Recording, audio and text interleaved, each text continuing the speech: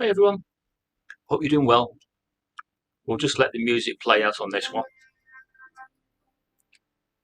There you go. What will it be like to live in a world where the influence of our old friend, old Nick, has gone because he's not there? He's been removed. He's out of the picture and he can't influence nobody on the earth for the time that he's away. He will be in abyss, won't he? That will be the point of him being silenced, not being able to strangle people on the earth and get them and manipulate them to get them to do what he wants is what he's doing at the moment. For him, it's a case of if he can't rule, he would rather ruin. And we will be seeing this punch out period before tribulation and Armageddon. We'll see this punch out period where he will ruin as much as he can. And if that means killing as many people as possible through wars and through other various means, he will. But one thing we know is that the backdrop picture of the four horsemen of the apocalypse, we know that war, famine, pestilence, and death will be on the scene at the point in which the rider of the white horse, Jesus Christ, conquers them. They will be fully taking the world over.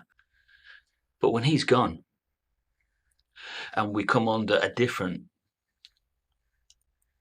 set of rules, a more righteous, fairer set of rules, I'm talking about, of course, God's Messianic Kingdom. Now, people will probably say, well, are we not going to be swapping one tyranny for another tyranny? Because they'll believe that the Messianic Kingdom is something that is going to stifle their life, stop them from doing what they want, choke out their freedom. You can't look at it like that. You have to look at the fact that it's the only hope. Because when the system goes down, when man's system finally comes crashing down, this is the next power that rules the earth. And the rejection of this Messianic kingdom means certain death. I don't think God is going to pussyfoot around anymore. Before that happens, he has to give a sign, doesn't he? He has to give a sign to everybody that the religions of the world, Christendom, the world empire, false religion, and the cluster lot of them, he has to give a sign that none of them have been in his favour. So how is he going to do that? Well, quite frankly, he's going to use what's on the earth to do it. He's going to use Gog and Magog when they finally form this alliance and they start pushing their one world, own new order. He's going to use that against them at some stage. He's going to probably manipulate them to get rid of all religion.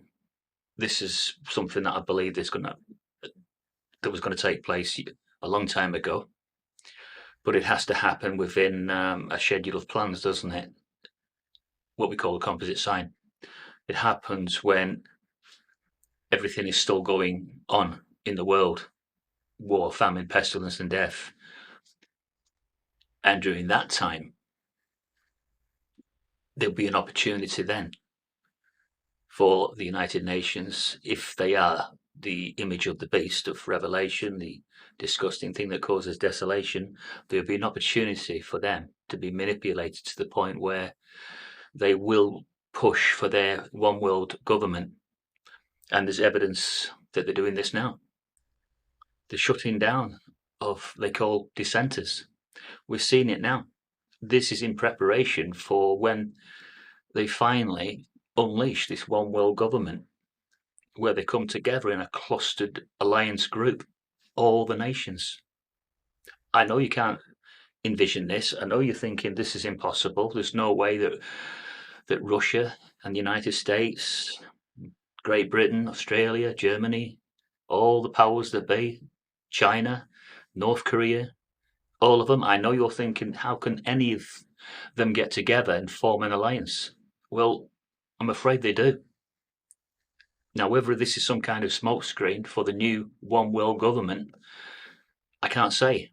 But I do know that they form an alliance and they become Gog and Magog. And they start to attack anybody that is not in support of the beast system. So if you're in a religion that does not promote the beast system's values, you will come under a sustained attack, if you haven't already.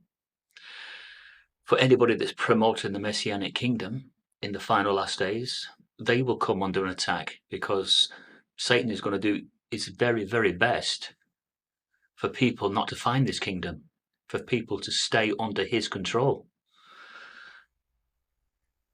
Well, I just think that we should use a bit of wisdom here.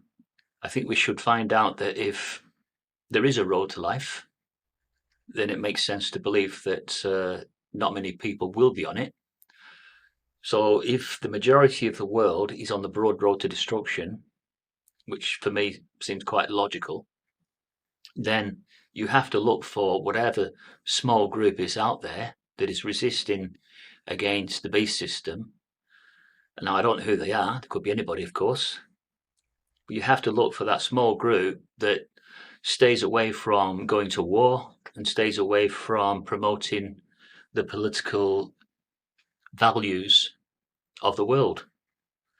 And you have to look for a religion that is promoting God's Messianic Kingdom and proclaiming about it, because that's the biggest clue as to who might be on that narrow road.